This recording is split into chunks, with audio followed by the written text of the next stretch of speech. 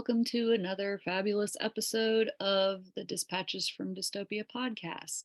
I'm Star O'Hara, and today I'm going to be your guide through a little guided meditation. So, yeah, this episode is going to be a little different from usual. I'm going to start by describing the beginnings of what I see as a very promising development occurring now at the fringes of public discourse. And it's one that I think has the power encapsulated within it to turn this timeline away from dystopia. And then I'll lead you through a guided meditation for transcending dystopian forces, dystopian nightmares, and dystopian ideas. Before we begin, I'm going to provide a little trigger warning. I never do trigger warnings, but here's a trigger warning anyway. In a little bit here, we're going to examine some spiritual / religious concepts through contemplation of a biblical passage. And this might trigger you if you're an atheist or anti-Christian, but more likely it'll trigger you if you're a Christian with a set doctrine for interpretation, because my perspective likely differs a bit from your own. So my best advice for those who are triggered is to take responsibility for your own emotions. If you can't handle it, turn it off. But in truth, in ultimate reality, you can handle it. So moving on. The way I see it, there are two major trends happening in the world today, two emotional or psychological trends. There's two psychological stances toward world events. There are two dominant emotional energies in public discourse, even down to the level of social media posts and threads that we see every day on Facebook or whatever. They're not good and evil. They're fear and hope. So fear has been ascendant for some time now, and it felt very much like hope was on life support, struggling for each breath. And it makes sense because we've all been, like, society itself has been through a deeply traumatic collection of experiences over the past few years. And it's frightful to see the majority still clinging to their delusions of security, of faith in the authoritarian system that negates life with every stroke of its pen. And our abusers, I put that in quote, our abusers seem to still wield power over us. So fear is a totally natural, reasonable, appropriate response because fear serves the evolutionary purpose of making us act to protect ourselves, right? But now it seems to me that a shift is occurring. It seems to me that fear is beginning to wane and hope is rising or waxing. And I say this because in my own life, I keep seeing individuals making the shift from hope, from the fear state to the hope state. And this is happening to me. It's happening to people I know, like close friends, family members, acquaintances. And it's happening to a lot of writers and content creators who I pay attention to.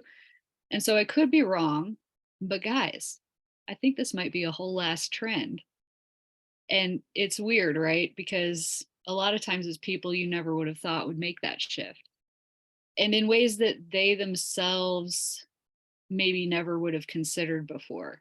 So I'm seeing hardcore black pilled pessimists change their outlook about what's possible in our future, maybe having a little bit more of a brighter vision of the future. And I'm seeing folks who have wandered around in quasi apathy for years or decades, even suddenly breaking through into this blazing purposefulness. And I'm seeing some atheists and agnostics start to question whether maybe there might, in fact, be a deeper spiritual significance or resonance to reality. And I'm seeing closeted religious people and spiritual people come out and start to discuss their deepest held beliefs, where maybe they used to be afraid to do that. It's an anxious proposition to talk about the way you see the spirit reflected in the material world. So there's courage here in each of these different ways of emerging. There's a deep yearning for wisdom. There's willingness to take responsibility for our own experience and to modulate for ourselves or to decide for ourselves what it is we're going to speak. What are we going to express? What is, what is the truth? What do we think it is? And are we willing to express that? And this isn't like a head in the clouds kind of optimism, it's this hope. It's not diluted positive thinking at the cost of seeing reality for what it really is.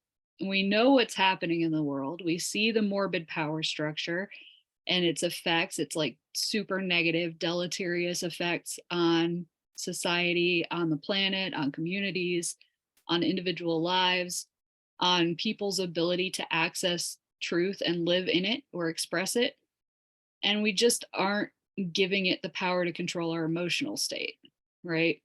So it's kind of a realist optimism or a realist hope.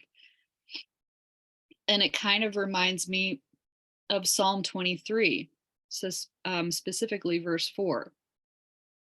Yea, though I walk through the valley of the shadow of death, I will fear no evil. So the author of this psalm, it's traditionally attributed to King David, but we don't really know. So whoever it was, he doesn't pretend that his environment is good, right? He doesn't pretend that it's all like rainbows and lollipops, or what would have been the contemporary version of that. Rainbows and like unlimited unleavened bread, I guess. I don't know. He doesn't pretend that it's great. He knows it's bad. He walks through the valley of the shadow of death. It's a fearsome place. It's dark. It's dangerous. It's the dystopia. The stakes are high. Evil is all around him, but he doesn't fear it. Why? Because he is not alone, for thou art with me. He has divine protection. He's so sure of its existence that he doesn't even call on it in the psalm. He just affirms its presence. So there's a good reason why this is one of the most well-known and often memorized biblical passages. A lot of you probably know it by heart. It's because it's comforting. It helps us to access our courage deep down within us, even in the most frightening of trials. And it tells us that no matter what happens here on earth, no matter what happens in this life journey, the everlasting soul is inviolable. I think that gets at the core of what Psalm 23 is saying. No outside evil can tear it asunder. There's therefore nothing to fear in ultimate reality. So note that the valley is filled not with death, but with the shadow of death. It's a fiction, an illusion. It's a nothing. So the psalm then goes on to analogize God as the good shepherd, guiding our author through the valley, comforting him, providing sustenance, etc. Because the Lord is his shepherd, goodness and mercy will follow me for the rest of my days, and I will dwell in the house of the Lord forever. That's what it says at the end. Okay, so here's where my controversial perspective comes in. So plug your ears if you're scared of other people's opinions. I believe that since the beginning of our residency on this planet, humanity has been undergoing a slow, gradual spiritual evolution. And actually, I believe this is why we are here, to mature spiritually. So part of this evolution is to go from seeing God as an external, far away, unknowable authority who commands and rewards and punishes, or even as a safe, loving protector slash guide, as in the shepherd metaphor in Psalm 23 and elsewhere in the Bible, to seeing God as being within and throughout all things, right? The fabric of its own creation, and therefore innately accessible within the self, no matter who you are. So we're developing the maturity to act in morality and integrity, not because God told us to, but because we know it to be right within ourselves. This is the inner authority that I speak a lot about in a lot of my writing and other work. So we're developing the understanding of God as not separate from, but integral to us. And likewise, that evil is not just an out there occurrence, or a trick of the devil, but it's a self-created thorn that must be uprooted from our very hearts through our own conscientious effort, right? We're learning to pray inward rather than skyward. And the Psalms were written at a time when man was in his spiritual toddlerhood. So God needed to be revealed maybe at that time as an external authority. Otherwise, maybe they wouldn't have been able to access it otherwise, the concept. A kind and beneficent authority, perhaps, as in the shepherd metaphor, though often in the Bible and in other world scriptures, of other religions, God is portrayed as angry, vengeful, jealous, manipulative. So there's room for questioning there. But most importantly, God needed to be an external authority. Why? Because humanity was nowhere near mature enough to reliably exercise his inner authority, which comes from the divine spark within. He wasn't yet mature enough to even acknowledge his own divine spark. And you might say, well, isn't that still true? Because like, look at what all these guys are, these like foolish people are out here doing. There's this unquestioning obedience, the most willful ignorance of harm. And yes, that's true. By the looks of it, many of us still haven't discovered our own inner authority to a great degree. Many of us, present company including excluded, I hope, still just like bow down to whatever the government or the church or influencers say is right. But despite that, I think with a little reflection, we can see that we have matured since the time of King David. So think of all the murder, particularly the fratricide that occurs in the Old Testament. You basically start out with Cain killing Abel, basically for having a better offering at sacrifice time. And then Joseph's brothers almost kill him, but decide instead to sell him into slavery to avoid sinning too badly against him. Like, it's better if we just sell him into slavery rather than just outright kill him, And then it seems like Abraham and his sons and his grandsons are always thinking about or threatening to kill one or another of their family members. And that's only the book of Genesis. God does a lot of killing too in the Old Testament. Much of it is seemingly senseless. I won't go into that point right now, except to say that it makes sense that a spiritually immature people would have a hard time not perceiving God as the ultimate punisher, right? So point being, reading these scriptures, one gets the impression that killing people, even family members, during that time was not considered as something that one should never do. Like, they had to instead be told in the 10 Commandments that thou shalt not kill. And it wasn't an easy rule to obey, apparently, because if it was easy, they wouldn't have had to say it, right? Of course, we still have laws against murder, but I think you'll agree that for the most part, people don't want to murder anyone, right? Much less a family member. They're never genuinely tempted to even do such a thing. If the thought crosses their minds, like in a moment of rage, most people feel immediate shame and guilt for even thinking, even having the thought, like the unintentionally having the thought cross their mind causes shame and guilt. And so as a human race broadly, we have matured in the morality aspect of our spiritual development to the extent that, outliers notwithstanding, we no longer have to be told by God or state not to murder. And so even if our inner authority is not fully formed, it's at least strong enough to tell us that without the application of external rules. So the good shepherd metaphor is the other side of the early childhood perception of parental energy. So on the one hand, you have the big, kind of scary and intimidating authority figure who tells you what you must do and what you must not do and punishes or rewards you for doing it or not. And then on the other hand, you have the loving, comforting, warm lap that you can crawl into when you're tired or hurt or frightened or sad. And it's like the kisser of boo-boos and the wise and kind source of guidance in a world that's new and strange. But children grow up. They have to. They have to learn to walk, talk, think for themselves, and to act morally without help. Humanity was never meant to remain as sheep. We are meant to develop our own faculties of wisdom and right action. And that's my take.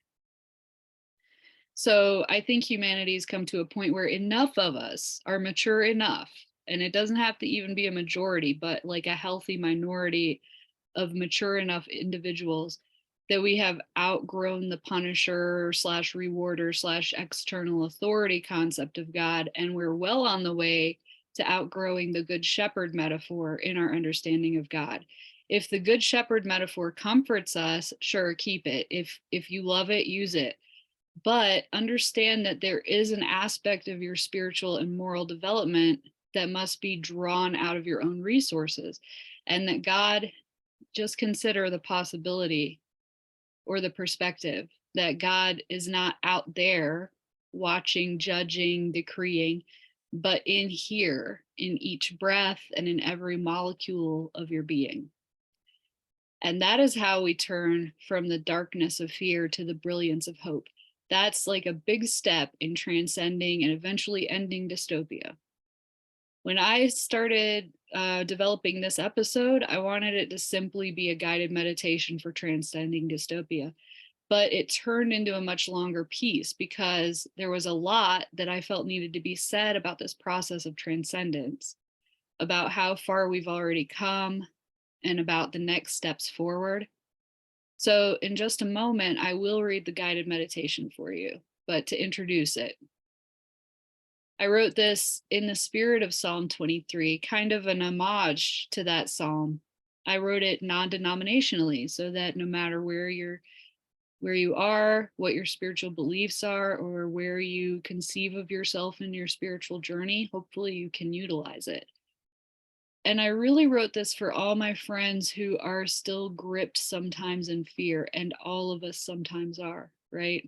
We sometimes awake in the middle of the night in a sweat from an apocalyptic dream.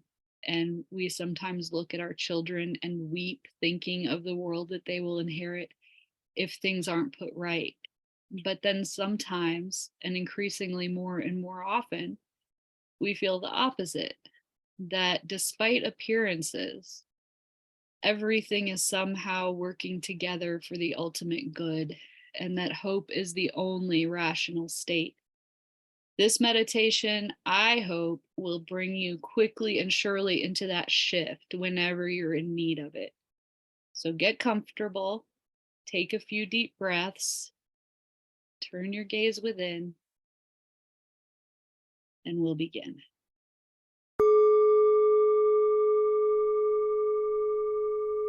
In me, there is a brilliant light. I can feel its warmth radiating from the core of my being out to the last cells of my extremities. I feel it in my chest. I feel it in my abdomen. I feel it in my back. I feel it in my head. I feel it in my arms and my legs. I feel it warming my fingers and my toes. I feel it radiating out to the space around me, flowing infinitely outward. I can see this light just now on the backs of my eyelids. It is the light of truth. It is the light of wisdom. It is the light of freedom. It is the light of justice. It is the light of abundance. And it is the light of love. I breathe in light and I breathe it out a small degree brighter. My light lights my path through the darkest nights and warms me in the coldest tunnels. I am never without it. It never leaves me. It is inseparable from me. I am made of this light, and no matter where I go or what I encounter in my travels through this plane of existence, it will remain in and with and around me, illuminating every cell of my physical body and glimmering behind every thought my mind produces, and shimmering in the depths of every emotion I feel. From this light, I take my courage. Under this light, I see the world and my path in crystal clarity. In this light, I am guided to correct and timely action.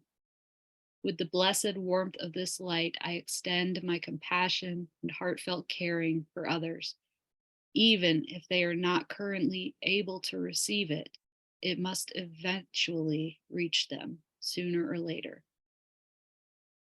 My light's rays reach out. They can't not emanate. They extend out away from me and touch every person, every place, everything I encounter. They brighten every corner and warm every stone in my path. This light in me is sensitive to the light of others. It feels the rays of goodness emanating out of every being, every object, every molecule in the universe, no matter how densely cloaked in matter or confusion, and welcomes it in acknowledgement of its divine nature. I inhale light and I exhale it a little brighter. All existence originates from light and is good. All evil is but specks of dust or a shadow of nothingness, no matter how many specks temporarily tarnish the atmosphere or how clouds of nothingness temporarily shade the fullness of what is.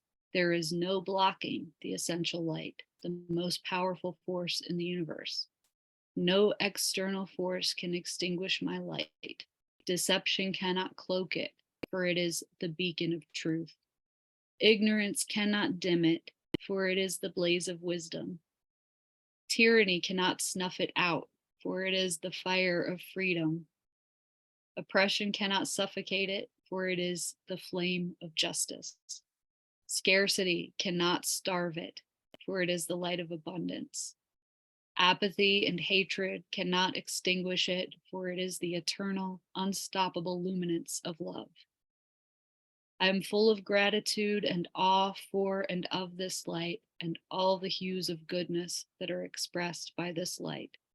Embraced in its presence, without and within, around and through me, I will surely fear no evil.